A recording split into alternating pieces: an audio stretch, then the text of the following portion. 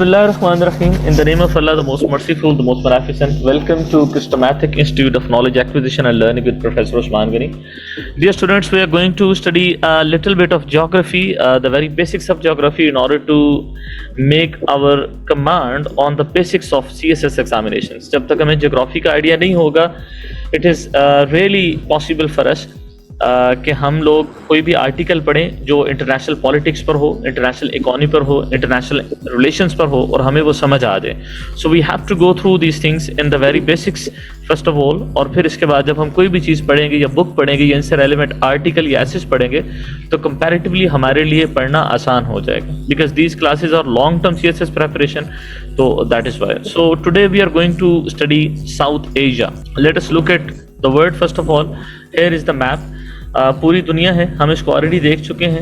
Northern hemisphere, ठीक है, eastern hemisphere, western hemisphere, southern hemisphere, ये चार मुख्तलिफ एरियाज हैं. इसको हम डिवाइड करते हैं.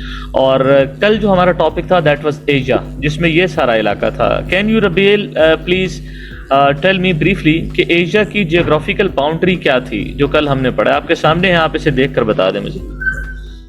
तो नॉर्थ में आर्कटिक ओशन है, इसके ईस्ट में पैसिफिक ओशन है, साउथ में इंडियन ओशन एंड वेस्ट में अफ्रीका एंड यूरोप. ठीक है, शाबाश. वेस्ट में अमेरिका और यूरोप है, और फिर आगे वही पैसिफिक ओशन उसमें आ जाता है.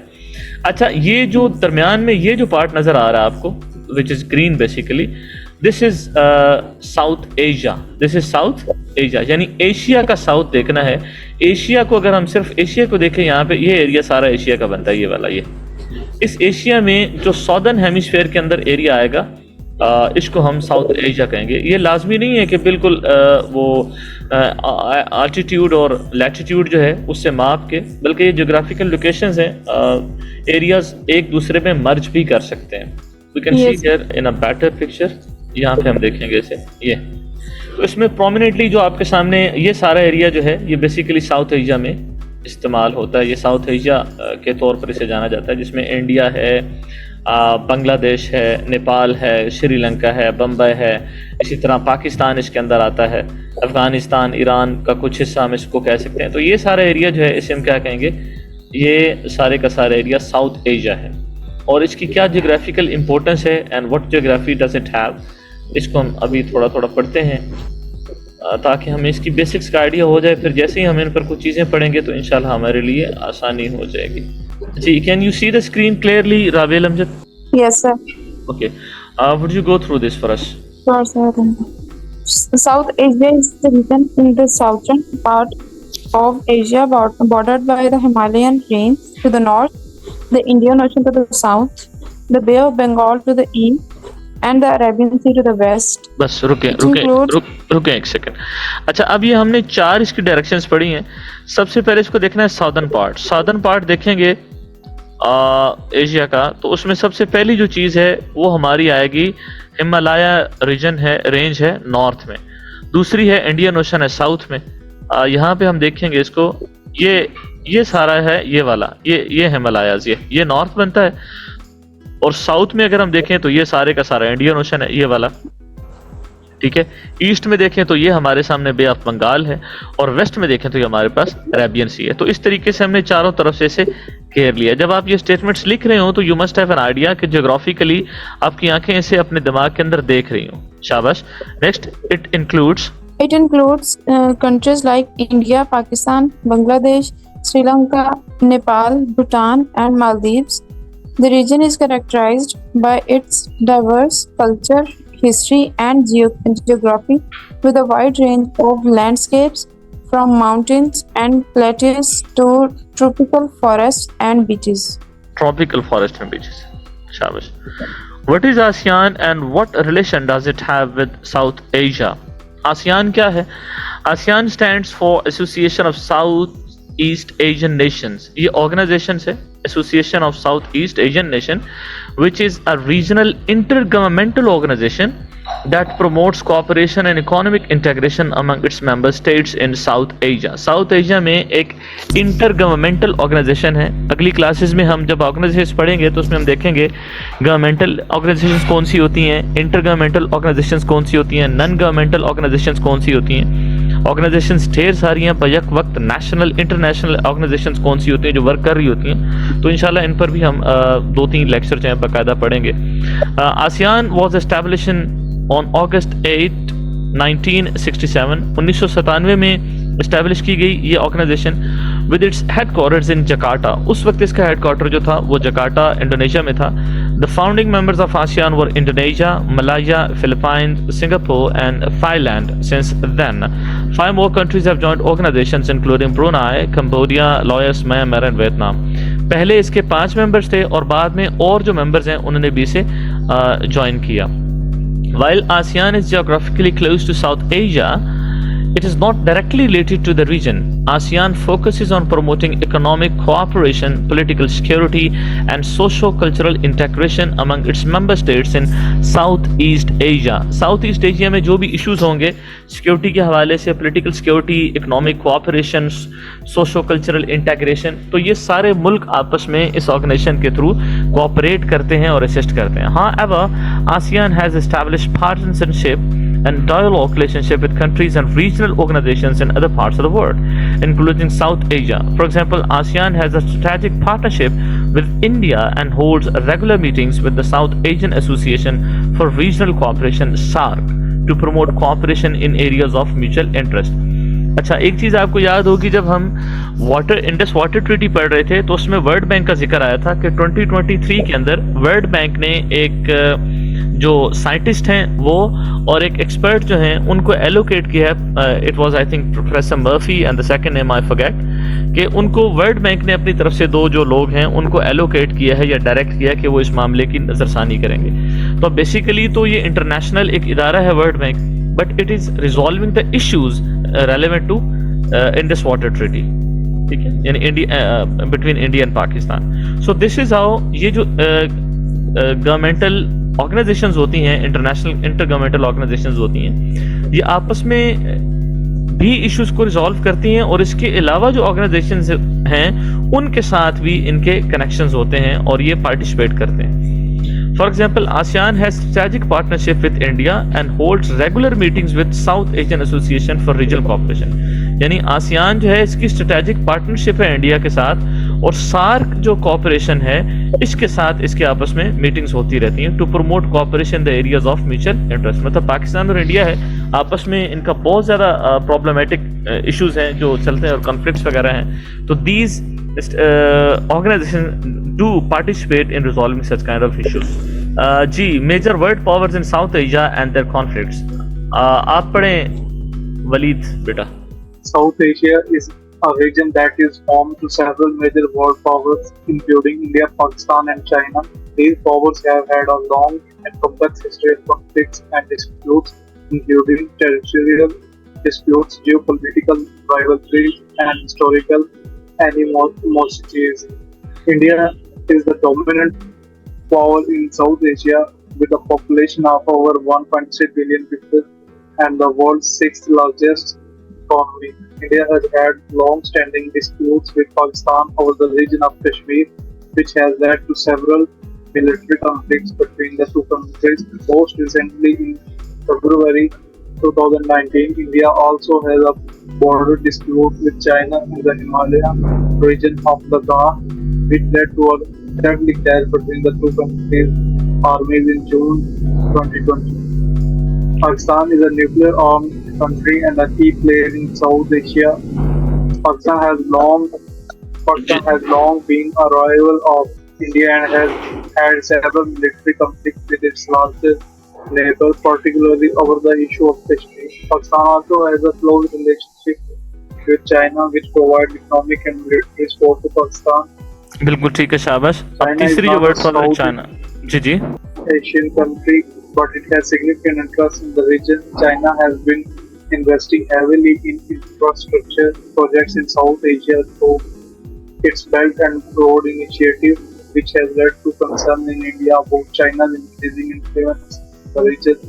China also has a territorial dispute with India in the Himalaya region of Ladakh, which has led to tension and military pressure between the two countries. शाबाश। इसी In तरह का addition to these major powers, जी जी जी पढ़ लें। other countries in South Asia such as Bangladesh, Sri Lanka, and Nepal have also been involved in regional conflicts and disputes. For example, Bangladesh has had disputes with India over the sharing of river water, while Sri Lanka has had a long-standing conflict with Tamil separatists in the north of the country. शाबाश। ये तो जो world powers थी इनके conflicts थे आपस में। A very brief introduction of India, Pakistan and China. China basically is not in the region but it has interest in the region, it is investing a lot and it is assisting Pakistan, it has good relation with Pakistan. जो भी world power है वो चाहती है कि अपनी presence show करे दूसरी जगह पे ताकि वो उसे इन्फ्लुएंस कर सके। अच्छा, geopolitical importance of South Asia. जी राबेल आप पढ़ें, शाबाश। South Asia has a significant geopolitical importance due to its location at the crossroads of important trade routes and its large population. Here are some key reasons why South Asia is geopolitically important. Ji ji Strategic location. It's situated at the gateway to Indian. बेटा इसको दोबारा से पढ़ेंगे। Strategic location. South Asia is located at the crossroads of important trade routes between Europe, Africa, the Middle East, and East Asia. The region is also situated at the gateway to Indian Ocean, making it a key transit point for global shipping. बस इस बात को समझ लें। देखें, south Asia is located at the crossroads of important trade routes यानी जितना भी बिजनेस है, जो ट्रेड है, वो between Europe, Africa, middle east and east Asia. Europe में, अफ्रीका में ये दोनों अलहदा बर आज़म हैं। मिडल ईस्ट और ईस्ट एशिया में ये बुनियादी इंपॉर्टेंट रूट्स जो है वो इस एरिया से होकर जाते हैं। The region is also situated at the gateway to Indian ocean. Indian ocean जो है उसकी तरफ बेसिकली दरवाज़ा खुलता है इस एरिया के अंदर, एंड मेकिंग इट अ की transit point for global shipping. Global shipping जो है सारी वो सारे इस इंडियन ओशन से होती है। So strategically speaking this is the most important area which will definitely read, and it will have its own implications and its own importance which will go through in the classes afterwards. तो इस हवाले से strategically it has very great importance. आगे large population जी पढ़ें। South Asia is home to over 1.7 billion people, making it the most populous region in the world. This large population is a significant market for goods and services and also provides a source of labor for industries such as manufacturing and services. ठीक है, ये जो large population है definitely it provides a great market and it also provides human resources. ठीक है, उसमें labour जो है वो भी इसमें प्रोवाइड की जाती है।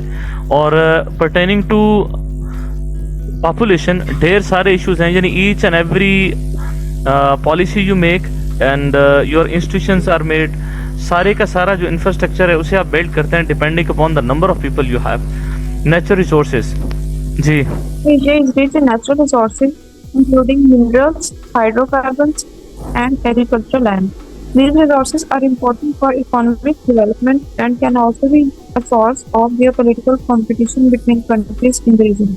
बिल्कुल ठीक है, नेचुरल रिसोर्सेज हैं, मतलब अगर आप अंटार्कटिका में चले जाएं तो वहाँ पे कुछ भी नहीं है, वो तो ह्यूमन लाइफ ही नहीं है। तो South Asia is rich in natural resources जिसमें मिनरल्स हैं, कार्बोहाइड्रेट्स हैं, एग्रीकल्चरल लैंड हैं, और डेफिनेटली इकोनॉमिक डेवलपमेंट के अंदर ये रीढ़ की हड्डी का काम करती हैं ये चीज़ें। इसी तरह न्यूक्लियर पावर है। South Asia is home to 2 nuclear armed countries, India and Pakistan, which makes an important region for the global security. The rivalry between the two countries, particularly over the disputed region of Kashmir, has led to several military conflicts and remains a source of tension in the region. Security के हवाले से nuclear power जो होना है, it definitely has a great influence on those countries or states which are not nuclear power. और फिर जो big powers हैं वो न्यूक्लियर पावर्स का उनके साथ होना भी मैटर करता है। It has an influence. Terrorism के हवाले से south Asia has been hotbed of terrorism with several terrorist groups operating in the region. This has led to international concern about the security of the region and has implications for global security. Overall, South Asia's geopolitical importance stems from strategic location, large population, natural resources, nuclear powers, and security concerns. These factors make the region a key player in global politics and implications for the economic and political development of the region. Geopolitical and geographical disputes in Asia. जी कश्मीर का dispute है, इस पर हम already पढ़ चुके हैं, इसको आप देख लीजिएगा। बॉर्डर डिस्प्यूट्स हैं, बॉर्डर डिस्प्यूट्स आप बताएं कौन कौन से हैं राबेल? हमने अभी कुछ पढ़ा है, जो पीछे आपने पढ़ा है ज्योग्राफी में, उसमें कौन कौन से बॉर्डर डिस्प्यूट्स इस एरिया में आते हैं? सर चाइना और इंडिया का हिमालय वाला डिस्प्यूट है, फिर बढ़िया। बांग्लादेश और बांग्लादेश के साथ भी है इंडिया का डिस्प्यूट, और श्रीलंका के साथ है, और उसके बाद चाइना पाकिस्तान और इंडिया का है कश्मीर वाला बॉर्डर डिस्प्यूट। वेल डन, बहुत अच्छे, वेल डन। अच्छा वाटर डिस्प्यूट्स, ये जरा आप बताएंगे वाटर डिस्प्यूट्स कौन कौन से हैं बेटा इस एरिया में? तो ये पाकिस्तान और इंडिया का इशू है, तो वाटर डिस्प्यूट इसमें दिस वाटर है। बिल्कुल ठीक है, शाबाश। इस रिवर के ऊपर है पाकिस्तान और इंडिया के dispute। बिल्कुल ठीक है, फिर इंडिया और बांग्लादेश का आपस में है, ठीक है, वेल डन। अच्छा जियोपॉलिटिकल राइवलरीज में इसको मैं पढ़ देता हूँ। Geopolitical rivalries. South Asia is home to several major powers, including India, Pakistan, and China, which have geopolitical rivalries that have led to tensions and conflicts in the region. For example, China's increasing influence in South Asia through its Belt and Road Initiative has led to concerns in India about China's growing influence in the region. एक तो Belt Road Initiative है, और फिर इसके साथ हमने CPEC देखा है, वो भी बेसिकली यही चीज़ है। तो ये दो चीज़ें जो हैं, it definitely concerns India much more. अच्छा जियोग्राफिकल डिस्प्यूट्स में देखें तो South Asia home to several geographical disputes including dispute over Siachen glacier between India and Pakistan, और and dispute over the maritime boundary between India and Bangladesh and bay of Bengal. These are basically बेटा की information for the things which we are going to be discussed in details and written upon. Yes आगे चलते हैं जी। Political importance of ASEAN. ASEAN, or the Association of Southeast Asian Nations, is a regional intergovernmental organization consisting of 10 member countries in South Asia. The political importance of ASEAN lies in several key areas. ASEAN के मुतल्लिक हमने पढ़ लिया है, और इसके मुतल्लिक हमने very की information जो है वो सिर्फ कुछ वर्ड्स में पढ़ी है। आगे इसकी इकोनॉमिक इंटीग्रेशन के हवाले से इंपॉर्टेंस है, इसके बाद डिप्लोमेसी के हवाले से, रीजनल सिक्योरिटी के हवाले से इसका अपना रोल है, इन्फ्लुएंस है, रीजनल इंटीग्रेशन के साथ influence in global affairs, and then comes ये चीजें। ये बेटा आप देख लेंगे डिटेल से खुद से, कल इसको हम डिटेल में डिस्कस कर लेंगे if there is any question. What do you say? Yes sir, ठीक है। ठीक है। अच्छा साउथ एशिया में और कौन कौन सी कोऑपरेशंस हैं जी आसियान के अलावा? तो एक सार्क है, south Asian association for regional cooperation, एक आसियान तो हम देख ही चुके हैं। उसके बाद बिम्स्टेक है, bay of Bengal initiative for multi sectoral technical and economic cooperation. फिर इसके बाद BBIN है, बांग्लादेश, भूटान, इंडिया, नेपाल इनिशिएटिव। अच्छा then comes IORA, Indian ocean rim association, और ACMECS, Ayeyawady Chao Phraya Mekong economic cooperation strategy. ECMEX is a sub-regional initiative that focuses on promoting economic cooperation and integration among the countries in the, ये आगे सारा वो नाम लिखा हुआ है इस रीजन में, which includes Cambodia, Laos, Myanmar, Thailand and Vietnam. The initiative aims to enhance connectivity and promote regional economic development. बेटा ये सारी जो हैं इसको आप एक दफ़ा अच्छे से देख लीजिएगा, इसको गो थ्रू करें। In case of any questions you may ask me, और कल इसको इंशाल्लाह हम डिटेल से डिस्कस कर लेंगे। यहाँ तक आप दोनों में से किसी का कोई सवाल? आज ही मैं ये आपको शेयर कर देता हूँ। अच्छा अभी और पढ़ने की हिम्मत है या आज के लिए छुट्टी करें? नो सर, बस हो गई। चलिए जी, wish you good luck, see you tomorrow with the great zeal. अल्लाह हाफिज़।